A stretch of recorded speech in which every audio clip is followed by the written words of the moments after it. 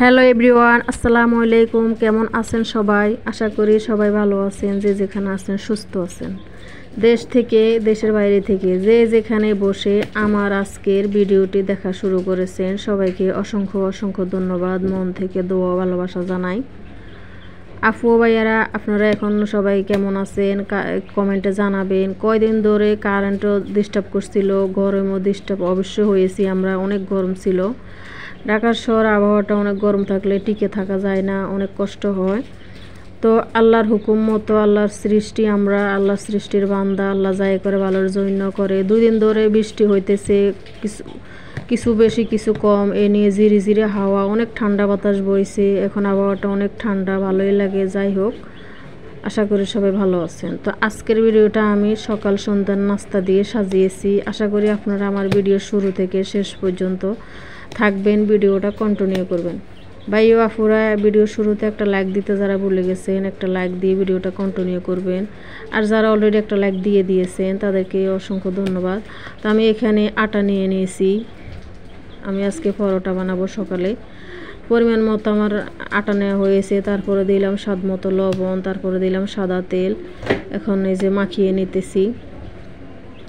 মাখিয়ে নেওয়ার পরে আমি এখানে হালকা গরম পানি নেব, মানে আঙ্গুল চুবানো যায়, পানির মধ্যে আঙ্গুল রাখা যায় এমন গরম পানি, বেশি গরম দিলে হবে না।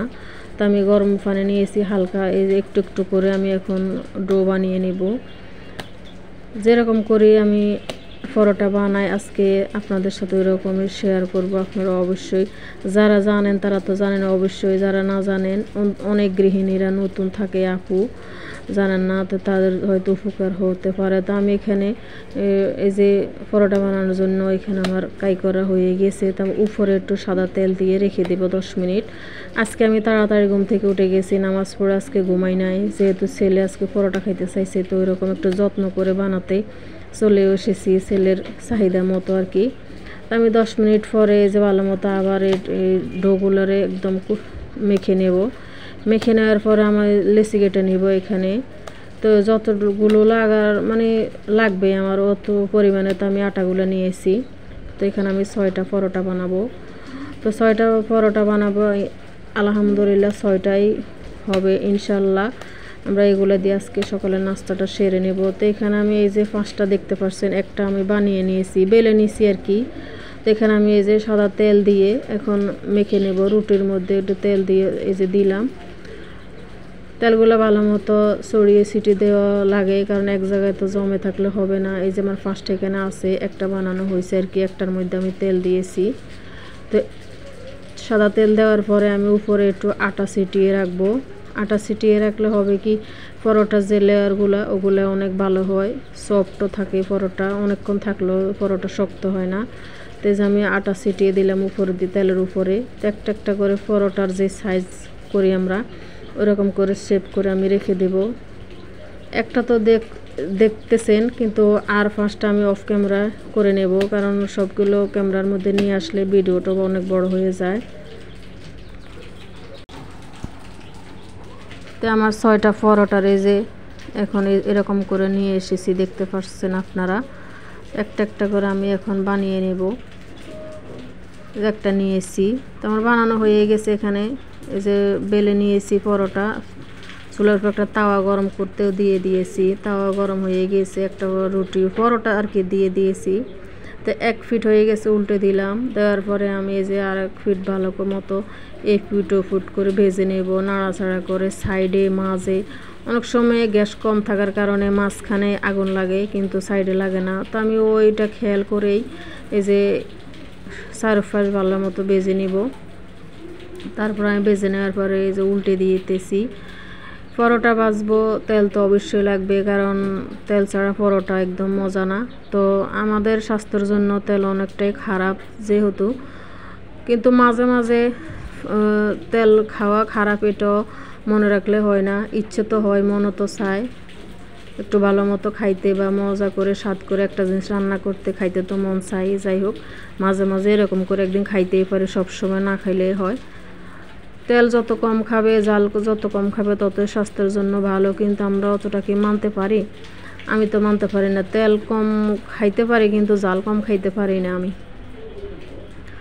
তো আমি এই যে পরোটা ভাজা এপিট ওপিট যখন ভাজা হয়ে গেছে হালকা করে, তারপর আমি দিয়ে দিলাম সাদা তেল পরিমাণ মতো।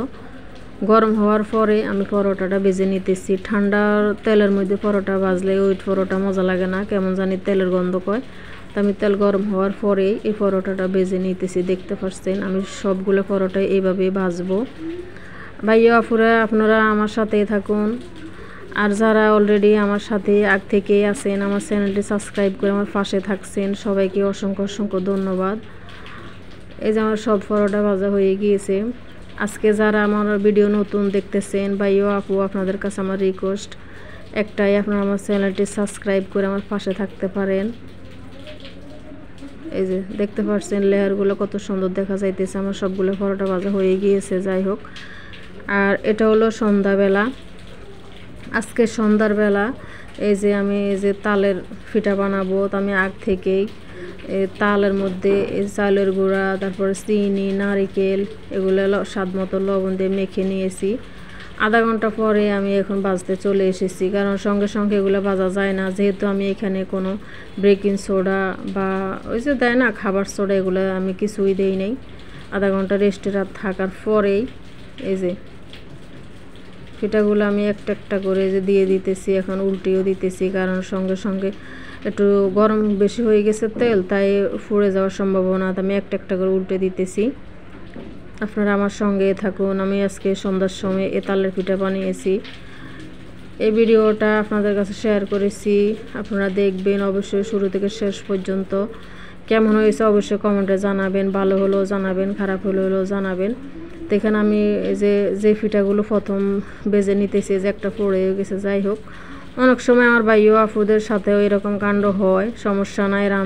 যখন রান্না করি আমরা অনেক ঘটনাই ঘটে, কখনো হাত পুড়ে যায়, কখনো হাতে তেল ছিটে পড়ে।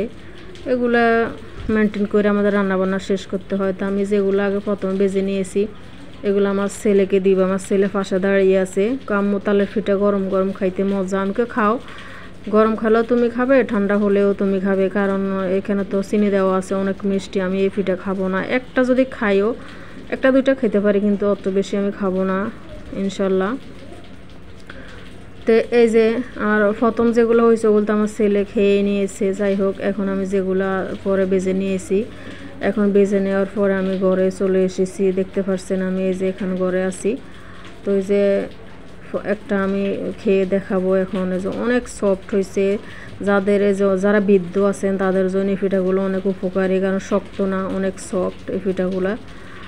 এখন যদি আমার শাশুড়ি থাকতো, এই পিঠা বানানো দেখলে খাইতে উনি অনেক পছন্দ করতো, কারণ ওর তো দাঁত নেই, উনি অনেক শখ করে পিঠাগুলো খাইতে পারতো মজা করে।